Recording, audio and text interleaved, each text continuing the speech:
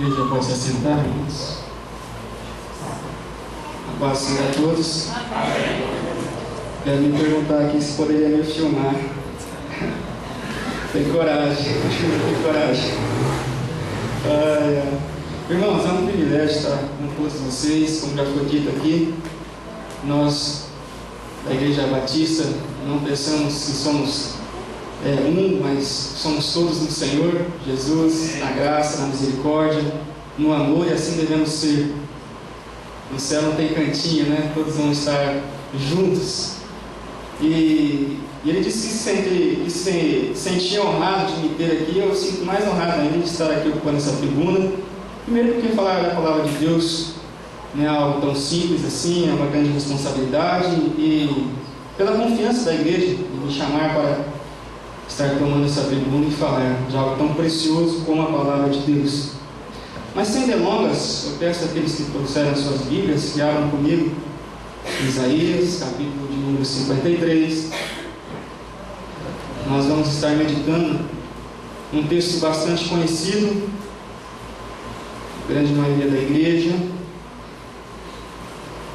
Isaías, capítulo 53, a partir do verso 1.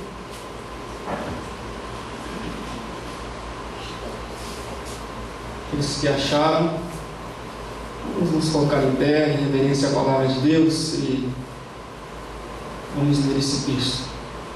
Isaías 53, ou Isaías capítulo 53, a partir do verso 1, nós vamos ler na sequência. Amém? Todos acharam? Amém. Então vamos ler. Quem deu crédito à nossa pregação e a quem se manifestou o braço do Senhor? Pois foi crescendo como o renovo perante ele, e como raiz que sai de uma terra seca, não tinha formosura e nem beleza. E quando olhávamos para ele, nenhuma beleza víamos para que o desejássemos. Era desprezado e rejeitado dos homens, homem de dores, experimentado nos sofrimentos, e como um de quem os homens escondiam o rosto, era desprezado, e não fizemos dele caso algum. Verdadeiramente ele tomou sobre si as nossas enfermidades e carregou com as nossas dores, e nós o reputávamos por aflito, ferido de Deus e oprimido. Mas ele foi ferido por causa das nossas transgressões, esmagado por causa das nossas iniquidades. O castigo que nos traz a paz estava sobre ele, e pelas suas pisaduras fomos sarados. Todos nós andávamos desgarrados como ovelhas, cada um se desviava pelo seu caminho, mas o Senhor fez cair sobre ele a iniquidade de todos nós. Ele foi oprimido e afligido, mas não abriu a boca. Como um cordeiro que é levado ao matadouro, e como a ovelha que é muda perante os seus tosquiadores, assim ele não abriu a boca. Pela opressão e pelo juízo foi arrebatado. E quem dentre os da sua geração considerou que ele fora cortado da terra dos viventes, ferido por causa das transgressões do meu povo? E deram-lhe a sepultura com os ímpios, e com o rico na sua morte, embora nunca tivesse cometido injustiça, nem houvesse engano na sua boca. Todavia, foi da vontade do Senhor esmagá-lo, fazendo-o enfermar, quando ele se puser como oferta pelo pecado. Verá a sua posteridade, prolongará os seus dias, e a vontade do Senhor prosperará nas suas mãos. Ele verá o fruto do trabalho de sua alma, e ficará satisfeito. O seu conhecimento, o meu favor justo, justificará muitos, e as iniquidades deles levará sobre si. O 12. Pelo que lhe darei o seu quinhão com os grandes e com os poderosos, repartirá ele os despojos, porquanto derramou a sua alma até a morte, e foi contado com os transgressores.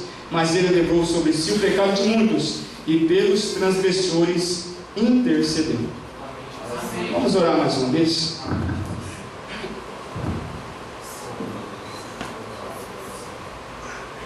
Jesus, teu nome já foi exaltado aqui pelas canções, pelas orações, e nós estamos aqui interessados em ouvir a sua voz, Pai.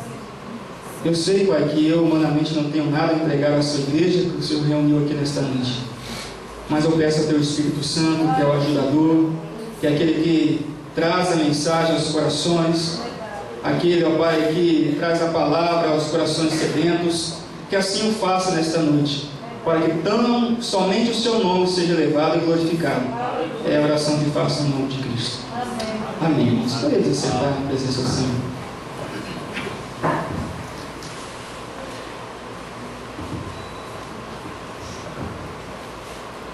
Irmãos, vivemos em um mundo hoje repleto de informações. Se nós olhássemos para a história da humanidade, nunca, em momento algum, a humanidade teve tanto acesso à informação. Nós vimos as crianças hoje que têm informações em tempo real, em real time. Eles acessam ali os seus computadores, os seus desktops, os seus tablets, enfim, seus celulares, e têm informações em tempo real segundo as suas necessidades e as suas curiosidades. Então, vivemos no momento da revolução das informações. Cada um de nós aqui temos livre acesso a qualquer conteúdo, mas o problema da humanidade hoje não é ter o acesso à informação propriamente dita, não é ter acesso às suas curiosidades, mas o problema é o que fazer com essa informação em que tem acesso. Na verdade, a cada momento, a cada segundo, a cada microsegundo sai uma notícia diferente, sai uma notícia que de repente demoraria meses para se chegar nos nossos ouvidos e está chegando aqui em tempo real. Existe no meio dessas notícias uma notícia que há muito tempo tem ecoado, mas que creio que os homens não têm se apercebido desta notícia, ou desta palavra, ou desta carta, ou desta mensagem, que é a mensagem da cruz. Quando a gente olha para a história da igreja de uma forma mais particular, percebemos que se falava muito sobre a mensagem da cruz, se falava muito sobre a fé irrefutável, ou aquele que persistir no caminho alcançará então a benevolência de Cristo, mas ao longo disso as coisas ficaram esquecidas e se fala mais nos benefícios em que Deus pode nos fazer do que no próprio Deus. Há tantas informações às nossas mãos, mas na verdade não sabemos o que fazer com essas informações, ou o mundo não sabe o que é essa informação. E nesse capítulo 53 que eu li do livro de Isaías, nós vimos uma informação aqui importante. Entre tantos profetas do Antigo Testamento, Isaías foi um dos que proclamaram de uma forma ímpar Cristo como Salvador, a mensagem da cruz. Obviamente que houve muitos profetas que falaram de Cristo. Obadias foi também um grande profeta que falou de Jesus.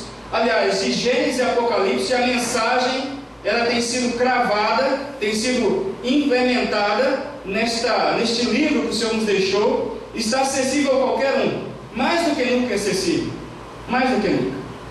Você tem uma Bíblia no seu celular, alguns têm a Bíblia no seu tablet, enfim, a Bíblia que não falta. Ela já foi aqui exposta através do Data Show. Nunca tivemos tanta liberdade, tanto acesso à informação, mas não temos valorizado a informação como ela tem chegado nas nossas mãos. Isaías aqui, 700 anos antes de Cristo, ele começa a descrever um Cristo que haveria de vir.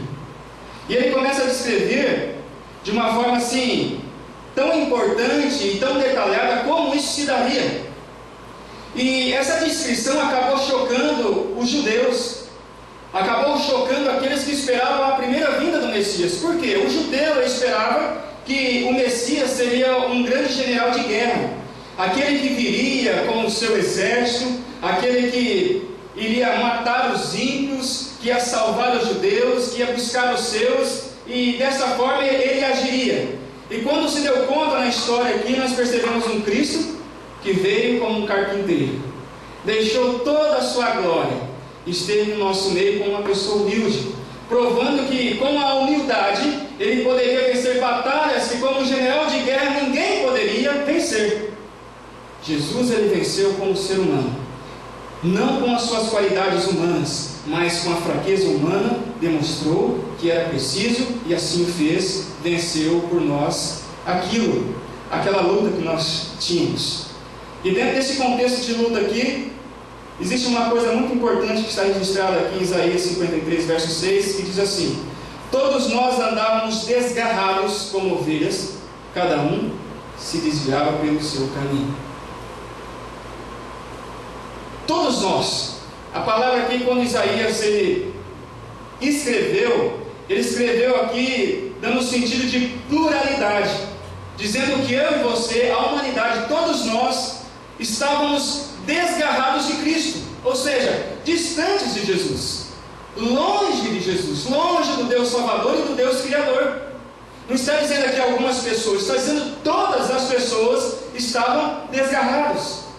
E essas palavras, elas refletem o que aconteceu no momento da criação, quando Adão e Eva negaram a Cristo com a sua desobediência ao grande Criador.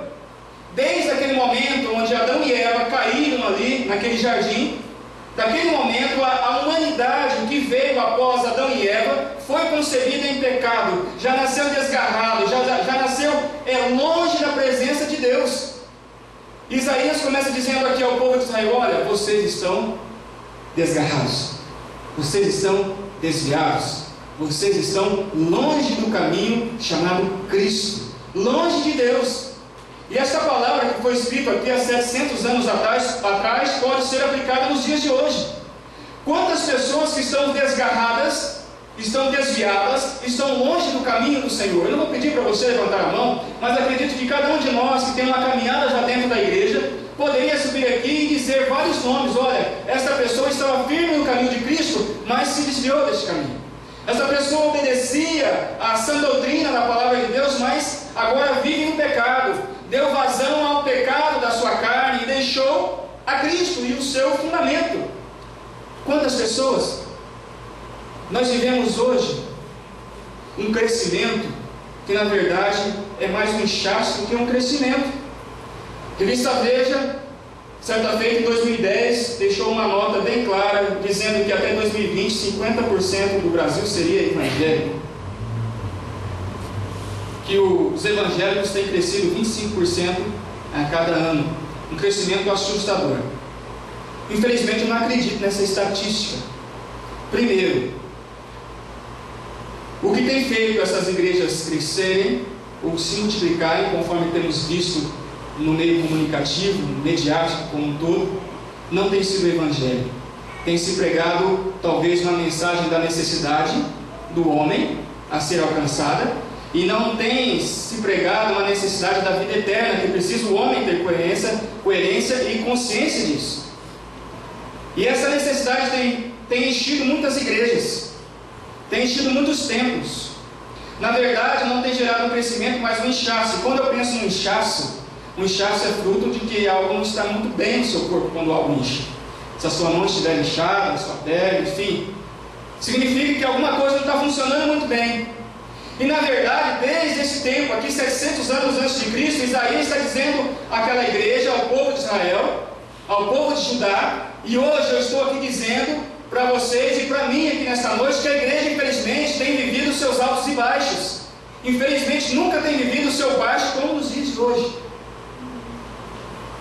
Hoje, infelizmente, há poucos querendo trilhar o caminho correto, o caminho do Evangelho, mas há muitos que querem trilhar o caminho do Evangelho paralelo. Existe o Evangelho original, existe o Evangelho paralelo. Original, aquele que é de Cristo, aquele que eu vivo por Cristo, aquele que eu digo assim com as palavras de Paulo: não sou eu quem vivo, mas Cristo vive em mim. É um Evangelho que chega no meu coração e traz à minha mente essa necessidade em que eu viva para Cristo, de todo o meu coração, de toda a minha alma, de todo o meu fervor. É como eu me deparasse com esse Evangelho, com esse Cristo Salvador, e dissesse para ele: Cristo, o que eu preciso fazer para te servir melhor? Mas nós temos ouvido um Evangelho dizendo assim: Cristo, o que o Senhor tem para fazer para mim, para que eu permaneça nessa igreja? Não se iluda. Jesus não morreu naquela cruz para suprir apenas a sua necessidade financeira, mas Ele pode suprir. Não morreu naquela cruz apenas para suprir a sua necessidade física, a sua cura. Ele pode curar, mas sobretudo Jesus morreu no Calvário para salvar o homem que estava perdido, para salvar aquele que estava desgarrado, para buscar aquele que estava longe do aprisco do Senhor. É interessante que Essa mensagem do Evangelho, conforme Marcos capítulo 16, verso 15, ide por todo mundo e pregar o Evangelho, aquele que crer e for batizado será salvo, mas quem não crer está condenado. Esse Evangelho parece que já não causa tanto impacto nas pessoas. É um Evangelho paliativo. Parece ser uma comida requentada dentro da igreja que não desperta mais o interesse das pessoas que querem ouvir um bom discurso. Aliás, as pessoas estão enchendo salões para ouvir uma boa canção, estão enchendo salões para receber um bom milagre, mas não estão enchendo salões para aprender mais a palavra e ser lapidado por ela, ser transformado por essa palavra. Não existe atalhos, irmãos. Não existe forma nova de servir a Cristo. Não existe forma nova de ser evangélico, de ser cristão. Deus não mudou, a igreja não mudou. Ou seja, eu tenho que transformar pelo poder da palavra de Deus, e tenho que me adequar à sã doutrina da palavra, e não a doutrina da igreja que tem que se adequar a mim. As pessoas estão buscando uma igreja que seja conivente, como fosse uma loja de conveniência. Loja de conveniência, todos os estabelecimentos hoje estão aderindo a essa ideia. Por quê? A pessoa chega com muitas necessidades. Chega no posto de gasolina, ela tem necessidade de repente comprar ali um sorvete, ela tem necessidade de comprar um refrigerante. Se você quiser comprar um gelo, tem. Se quiser comprar um carvão, tem. Se você quiser comprar lá perto da minha casa, tem um posto de gasolina, uma loja. Se você precisar de 1 litro de óleo para cozinhar, lá tem. Também tem chocolate do Bueno, que é muito gostoso, lá também tem. Ali se tem muitas coisas, então é conveniente estar lá. E as pessoas estão fazendo da igreja algo conveniente. Eu vou lá porque eu vou buscar algo que me agrada. Veja, você não está aqui para buscar algo que te agrada. Você está aqui para agradar ao Senhor. Amém. É uma mensagem que não impulsiona os irmãos a dizerem glórias nem aleluias. É uma mensagem que não gera impacto na igreja. Porque as pessoas não estão interessadas em serem salvas, elas estão interessadas em o que elas vão ganhar com isso, aqui nessa terra. Aí eu me lembro do texto que diz que o homem que esperar apenas nesta vida é o maior dos miseráveis. Aqueles que esperam nesta vida. É tão passageiro, irmãos. Às vezes digo à igreja, me lembro que era criança e corria pelas ruas aqui de Perobal, ruas que ainda não eram asfaltadas, e quando me dei conta já me tornei um adulto, e não vai demorar muito para se tornar um ancião e estar com Cristo. É como um conto que se conta a vida, é muito passageiro, é muito rápido, é como um abrir e fechar de olhos, mas às vezes nós vivemos como se fôssemos eternos, e não tem ninguém eterno aqui. Jesus não veio para dar uma eternidade à sua carne, mas veio para dar uma eternidade ao seu espírito, porque Ele daria um corpo glorificado àqueles que buscassem, perseverassem até o fim.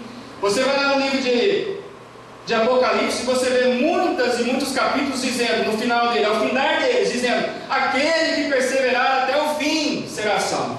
Perseverança, a perseverança dos santos. Nós perseveramos em tantas coisas. Talvez você persevere no seu trabalho para ser promovido. Talvez você persevere no seu namoro para chegar a um casamento. Talvez você persevere na música porque você quer ser um bom músico, um bom instrumentista. Mas temos perseverado na santa doutrina do Evangelho, a palavra de Cristo, em Cristo. Aonde está o fervor da igreja? Aonde está o brilho da igreja? O grande diferencial da igreja? Os pastores estão com vergonha de fazer alguns cultos de vigília, porque eles se sentem só dentro da igreja. Pastores estão substituindo escolas bíblicas dominicais, porque não há presença de pessoas se dedicando ao aprendizado da palavra. Pastores estão diminuindo os cultos da igreja, porque afinal de contas nós temos que dar tempo ao ser humano. Ele precisa de tempo, ele trabalha muito, ele precisa de muito tempo para estar com tudo e com todos, mas menos com Cristo. Nós estamos numa geração que crentes não leem mais a Bíblia, crentes não oram mais. Aonde estão os cristãos? Isaías fez essa pergunta há 700 anos atrás. Aonde estão os israelitas de Deus? Aonde estão o povo de Judá de Deus? Aonde estão os cristãos de 2013 aqui em Peroval de Deus? Aonde estão? Estamos preocupados com as nossas indumentárias, com as nossas roupas. Alguns estão preocupados em alguns cargos dentro das suas igrejas, mas não estão preocupados em assumir um papel de reverência diante do Criador e Salvador Jesus Cristo. Não se confunda, meu irmão. Não é uma palavra de crítica, como já foi dito aqui, é uma palavra de alerta. Não é uma palavra pesada, aliás, é uma palavra para tirar o peso, o fardo desta vida e colocar o fardo de Cristo que é leve. Amém. Troque com Ele. Cadê os jovens da igreja? Cadê os irmãos da igreja? É um problema que está acontecendo aqui, lá na Batista lá em cima, e tantas outras igrejas. Perdeu-se o interesse. O pecado tem desligado muitos irmãos da presença de Cristo. Já vinha algumas vigílias aqui. Vigílias poderosas que Deus falou comigo, falou com a minha esposa e cumpriu todas as coisas. Quantas pessoas, vigílias aqui que teria que procurar um lugar para orar. Hoje, o que está acontecendo, irmãos? Deus não mudou? Mudou-se o interesse de ser humano. Não brinca com Deus, irmão. Deus não brinca de ser Deus. Esse evangelho mediático que nós estamos vivendo aí, isso é falso. Falso. Nós precisamos buscar o discernimento da palavra para definir aquilo que é verdadeiro de fato. Aquele que é ourives, aquele que trabalha com pedras preciosas, e quando ele bate o olho já consegue definir aquilo que é verdade daquilo que é falso. Mas ele precisa o quê? Treinar os seus olhos para adquirir esta habilidade. E nós cristãos temos treinado esta habilidade em buscar a palavra, o fundamento desta palavra. Como tem sido a nossa habilidade enquanto cristãos? De onde temos tirado essa habilidade? E somos hábeis em muitas coisas, mas está faltando uma habilidade na palavra. Aí Timóteo diz assim: quero jovens que manuseiem bem a palavra de Deus. Bem a palavra. Mas continuando, irmãos. Jesus sofreu um martírio por vontade de Deus. 53, verso 10. Vamos ver lá.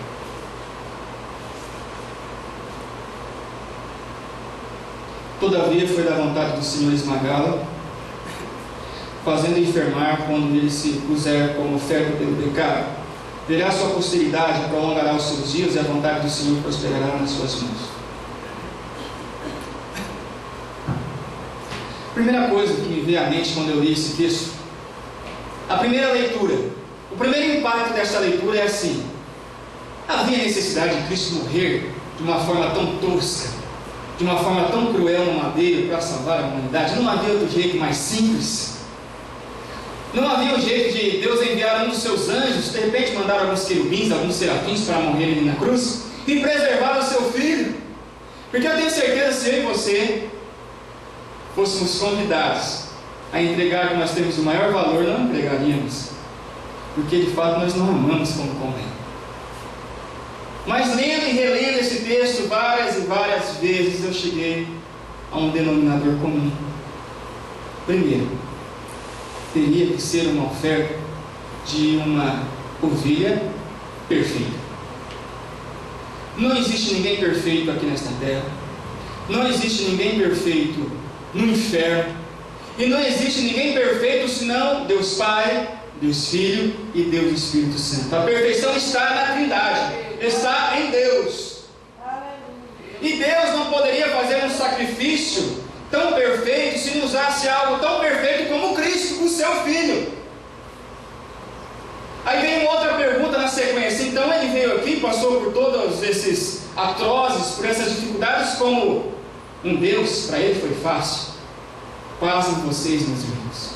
Ele deixou a sua glória, se despiu de toda a sua glória, como ele diz lá em Filipenses capítulo 2. Não usurpou ser igual a Deus, mas ele se despiu de toda a sua glória para vir aqui e viver como homem. Ele passou pela dificuldade, pela cruz. ele passou pelo descaso, ele foi humilhado, ele foi ultrajado, foi transpassado, sentiu as dores assim como eu e você podemos sentir. Porque senão Deus seria injusto, porque Ele mandou Jesus como modelo. E se o modelo for perfeito,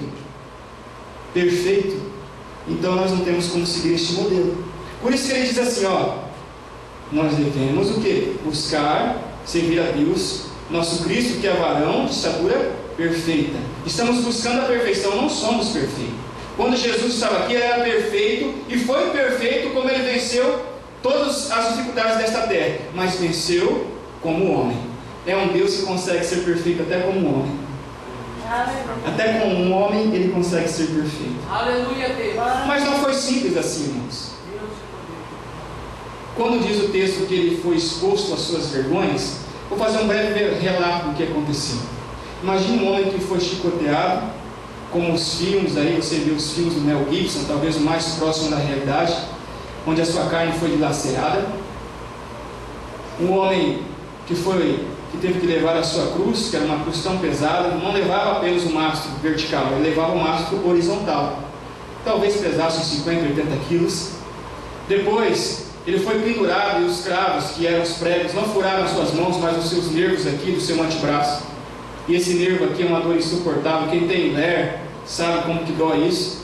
E ele foi cravado com esses cravos e suspendido por eles, porque na mão a mão se rasga, então aqui tem juntas e não vai deixar se rasgar.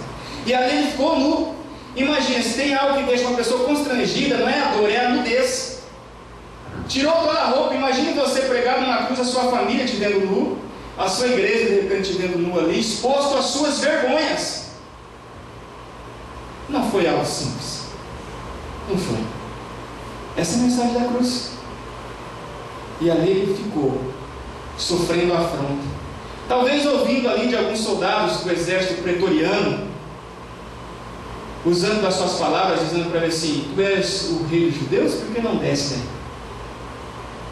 Desce aí, rei dos judeus. Mas chegou um momento que se esvaziou o seu sangue, se esvaiu, ele precisou de água, porque quando a gente perde sangue, a primeira coisa que o nosso corpo pede é água. Ele foi colocado uma esponja com vinagre nos seus lábios. E como não se bastasse tudo isso, ele foi transpassado por uma lança. E aí acabou de verter um pouco de água e sangue que ele tinha. Mas ele disse algumas coisas antes disso. Primeira coisa, antes de morrer, ele disse para que os discípulos cuidassem da sua mãe. Será que você teria capacidade de pensar no outro numa situação dessa? Depois, ele disse: meu pai, perdoa porque eles não sabem o que estão fazendo. E intercedeu. Depois ele disse: olha, está tudo consumado. E entregou o seu espírito. Essa é a mensagem da cruz. Essa é a mensagem da cruz. Em outras palavras, Isaías estava falando isso. Jesus sofreu martírio simplesmente porque Ele te ama de uma forma absurda, imensurável. Ele diz assim: a mãe pode amar o seu filho, porque o amor sublime é o amor ágape, mas jamais se compara ao amor de Cristo por mim e por você. Jesus te ama. Você entende isso? Já parou para pensar nessas coisas? Isso é real, isso não é passageiro. Mas nós vivemos como se Jesus não tivesse feito nada por nós, ou se tivesse feito apenas a sua obrigação. Ele não precisava passar por isso. Mas Ele olhou para você, antes que você e eu fôssemos criados, e disse: vou morrer por eles porque eu os amo. Eu os amo. E essa dívida é impagável. Colossenses capítulo 2, a partir do verso 13, diz assim: e a vós, quando estáveis mortos nos vossos delitos e na incircuncisão de vossa carne, vos vivificou juntamente com Ele, perdoando-nos todos os delitos, e havendo riscado o escrito de dívida que havia contra nós nas suas ordenanças, o qual nos era contrário, removeu-o do meio de nós, cravando-a na cruz. Jesus foi lá e pagou a nossa dívida. Não sei se você um dia teve uma dívida ou passou por alguma dificuldade financeira. Como que é difícil. Como é difícil você ser um devedor. Imagine ter uma dívida eterna. Tem a dívida interna, a externa, mas aqui Isaías estava falando de uma dívida eterna. Jesus disse: pode deixar, eu vou pagar a conta desse. Esses colocam na minha conta. Jesus não veio numa cruz para comprar um carro novo para você, meu irmão, ainda que Ele te dê um carro novo. Jesus veio para te salvar porque Ele te ama. Entenda isso. Entenda isso. Jesus veio naquela cruz para dizer assim: olha, eu estou passando isso, deixei a minha glória, estou passando aqui como homem, para dizer que eu vos amo. Mas a igreja ultimamente não está interessada na mensagem do amor, está interessada na mensagem das coisas. Nós vivemos num mundo capitalista onde estão prometendo coroas, pedras nas coroas, mas não estão prometendo o quê? Um evangelho de Cristo, que se não for seguindo a sua palavra, ainda que estejamos dentro da igreja, ainda que cantemos no coral, no louvor, ainda que fazemos nosso sonho e deixamos uma palavra, podemos ficar. Duro é para quem viver tão perto do evangelho e no último dia perceber que está tão longe da glória. Duro é para isso. Por isso que Jesus falou assim: aquele que se limpou e volte à lama, pode voltar, e que se lame ainda mais. Sabe por que Jesus falou isso? Falou que nós temos que nos definir, temos que ter identidade. Isaías está dizendo para Judá: Israel, vocês não têm identidade, que Deus servir? Que Deus sirvais? De quem vocês são? Outrora era de Deus, agora não é mais de Deus, de quem vocês são? E a palavra vem para nós hoje. É uma pergunta de forma retórica que chega aos nossos ouvidos aqui nesta noite: de quem somos? Temos consciência que somos de Cristo? Somos filhos de Cristo? Filhos de Deus? Filhos da salvação, por adoção, que fomos justificados pela graça e misericórdia de Cristo? Temos ideia da magnitude dessas coisas? Ou a nossa mente é tão pequena, a nossa mente é tão distante daquilo que é mais real, mais palpável do que as coisas materiais desta vida? Como vemos pessoas correndo? Essas pessoas aqui tinham saído do cativeiro dos babilônicos, viveram presos talvez durante 70 ou 100 anos, estavam tentando reconstruir as suas vidas. Mas Isaías chegou para eles dizendo: vocês estão tentando reconstruir as suas vidas, mas está faltando uma pedra angular, que é Cristo. Você sabe o que é a pedra angular? Pedra angular é aquela que dá equilíbrio às demais paredes. Se tirar ela, cai as demais paredes. As paredes eram feitas de blocos de pedras, ok? E uma pedra grande era colocada sobre as paredes a fim de que desse equilíbrio às demais paredes, para que não se desmontassem. Era assim que eram feitas as casas. Por isso Jesus falou assim, que ele era a pedra angular, de sustentação. E muitas vezes estamos reconstruindo, porque muitas pessoas vieram do pecado, do mundo, mas vieram a Cristo, estão servindo a Cristo, estão tentando reconstruir uma vida na presença de Cristo, mas não estão usando a pedra fundamental, não estão usando a pedra angular, que é Cristo, nas suas vidas. E aí começa a construir, e vem o vento e derruba essas casas, derruba essas paredes. Não tem fundamento, não tem o quê? A pedra angular para dar sustentabilidade. Você tem usado na construção da sua vida essa pedra? Aí continua lá no verso 1 do capítulo 53. Quem deu crédito à nossa pregação e a quem se manifestou o braço do Senhor? Primeira coisa, quem dá crédito à nossa pregação? Nunca na história seminários estiveram tão vazios como hoje. Nunca na história. Não é igrejas que estão vazias, seminários estão vazios. Você pode chegar lá no seminário Cianorte, você pode chegar em Betânia, no Batista da Lagoinha, e tantos seminários aí que de repente você conhece. Nunca, ouça, nunca os seminários estiveram tão vazios. E eu vi isso de um irmão meu, que bacharel em teologia do Cianorte. Ele disse para mim que, sorrindo, não sei se brincando ou falando a verdade, dizendo que não ia viver como um teólogo porque ser pastor não dá dinheiro. Bom, em parte da verdade. Não fomos chamados para ganhar dinheiro. Nem pastores, nem obreiros e nem irmãos. Ovelha não foi chamado para ganhar dinheiro. Ovelha foi chamado para servir. Aliás, você foi chamado para dar aquilo que não é seu. É até paradoxo, mas é uma realidade. Você foi chamado para dar aquilo que não era seu, que não é seu. Na igreja primitiva, capítulo 2 do livro de Atos, diz que todos vendiam e entregavam tudo. E tudo era em comum. Tudo. Nem a comunhão tem sido comum dentro da igreja. As igrejas têm passado as suas dificuldades em amplas áreas. Conheço pastores que estão aqui, que estão pastoreando por cestas básicas. Não tem nem salário. Que estão sendo abandonados por suas igrejas. Não brinque. Irmãos, o que eu estou falando é muito sério. Gostaria de vir aqui pregar uma mensagem de amor. O meu desejo é isso, mas eu não consigo.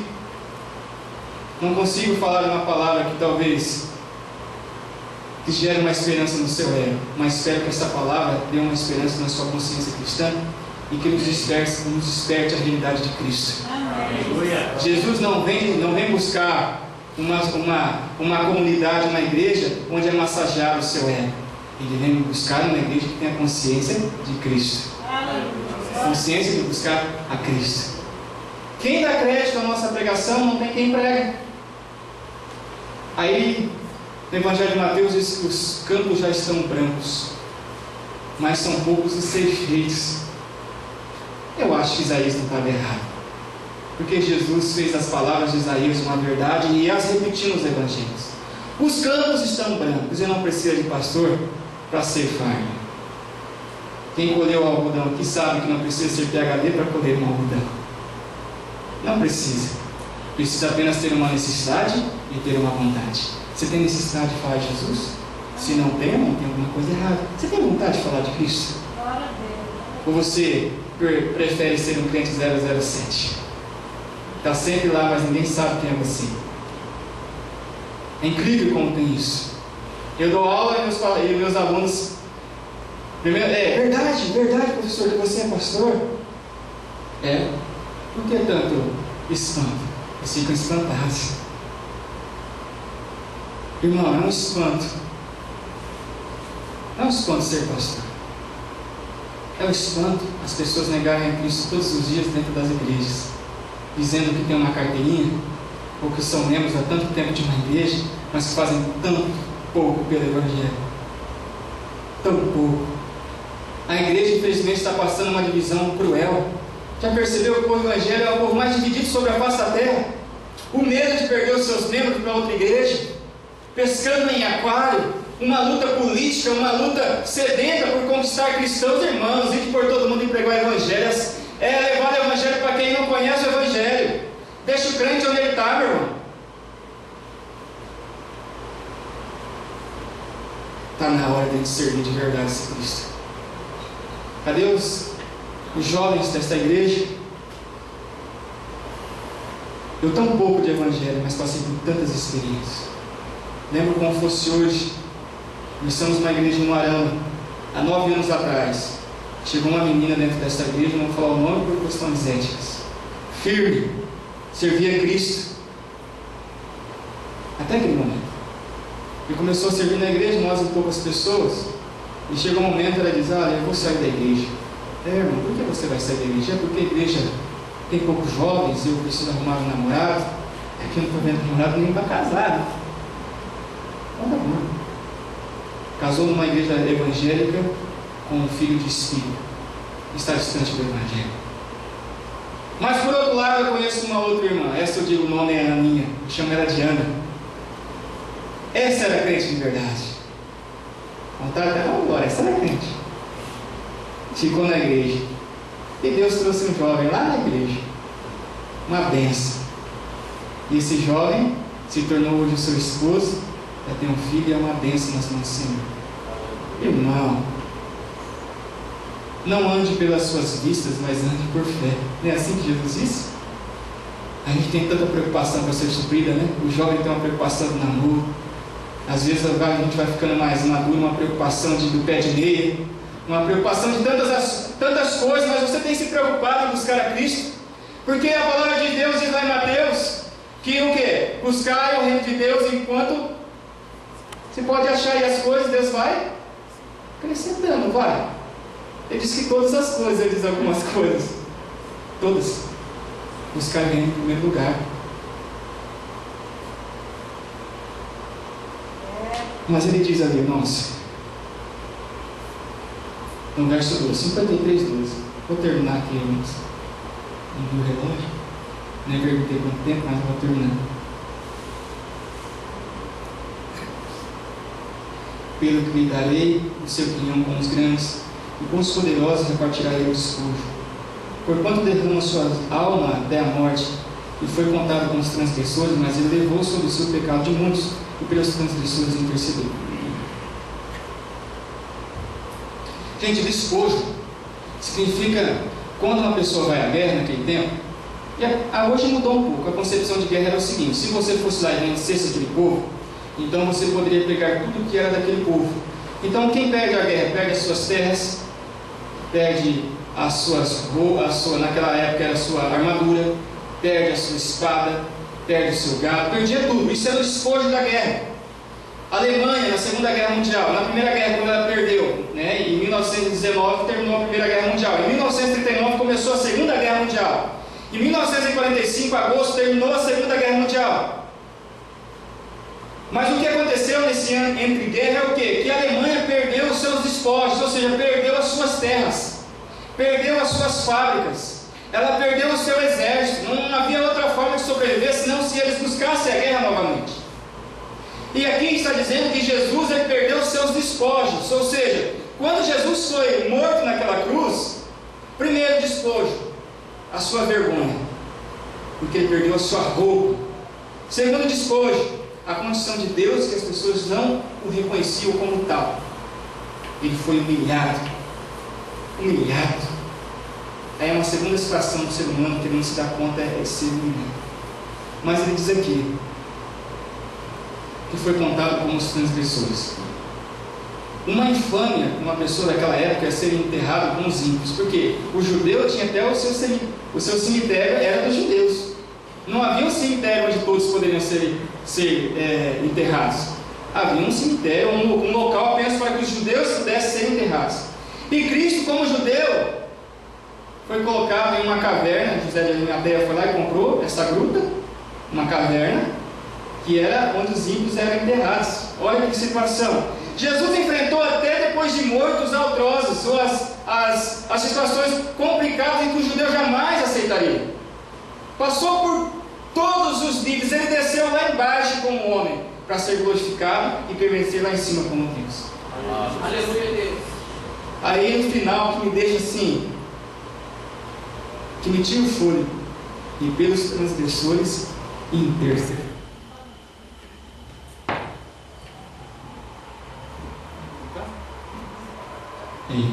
E pelos transgressores intercedeu. Você intercederia por alguém que ameaçasse a sua vida, ameaçasse a sua família, ameaçasse aquilo, de tomar aquilo que você tem mais valor? Esse é o peso que eu estou pregando. Que não adianta você tentar entender isso se nós não vamos entender. Então eu tenho que terminar a minha fala com duas verdades absolutas deste texto. Primeiro, Jesus ele te ama. Segundo, ele continua te amando. Amém. Terceiro, ele faria tudo isso de novo. Quarto, eu e você precisamos desse amor. Quinto, você entende a mensagem da cruz? Você entendeu a mensagem da cruz? O meu papel aqui é trazer, ou tentar trazer de uma forma clara, a mensagem da cruz. Isaías não foi entendido. E Jesus mesmo disse: olha, muitas vezes nós vamos pregar e não vamos ser entendidos. Mas entenda, meu irmão, minha irmã, meu amigo que está aqui nesta noite, Jesus te ama. Ouça essa voz. Ouça a voz de Cristo. E não endureçais os vossos corações. Escolha a parte melhor. Foi até cantado aqui um hino, né? Vou cantar até um pedacinho. Vou me atrever a cantar um pedacinho. Disse que um amigo tem uma escolha, né? Meu amigo, hoje tu tens a escolha, e da morte o que vais aceitar. Amanhã pode ser muito tarde. Hoje Cristo te quer libertar. Esse hino não é feito para quem não é crente, é feito para crente. Porque tem muita gente dentro da igreja precisando ser liberta, que pensa que está perto, mas está longe. Escute, ouça. Volte enquanto é tempo. Volte enquanto o barco da salvação ainda está ancorado. Volte enquanto o barco da salvação ainda está ancorado. Ancorado. Porque vai chegar um tempo que vai subir as âncoras, a proa vai se levantar, e as fortes tempestades vão soprar e vai levar esse barco para longe. Duro é ficar preso. Duro é ficar preso longe de Cristo. Mas bom é estar amarrado a Cristo. Amém. Eternamente. Amém? Se colocar em pé, irmãos, seus irmãos me permitem, eu quero fazer uma oração.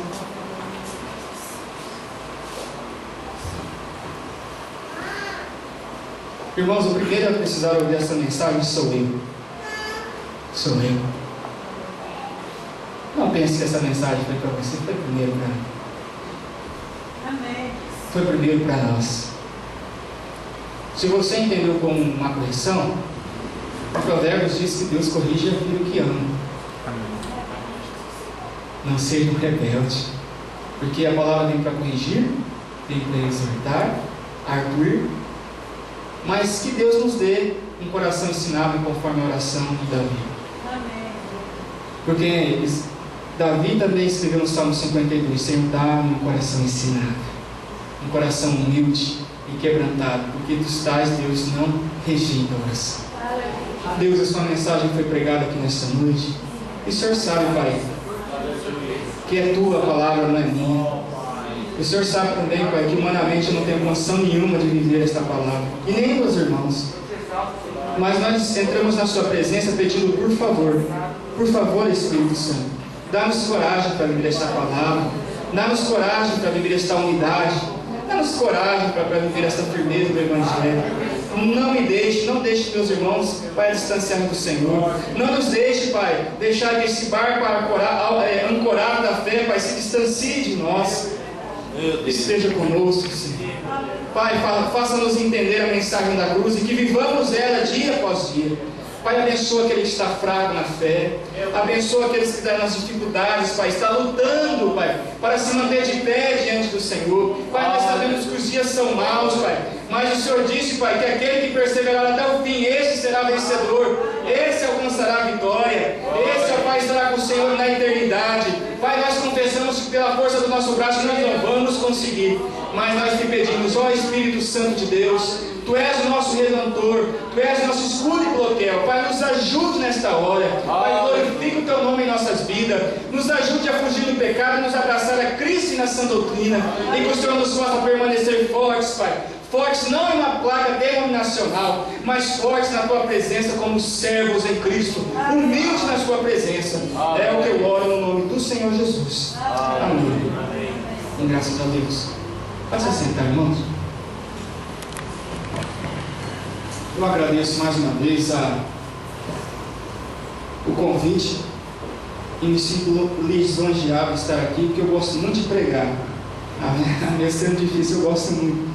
E gosto muito de compartilhar com os irmãos assim, de outras igrejas, porque os irmãos já nos conhecem, sabem que nós estamos aqui é pelo reino, não é para encher igrejas, é pelo reino.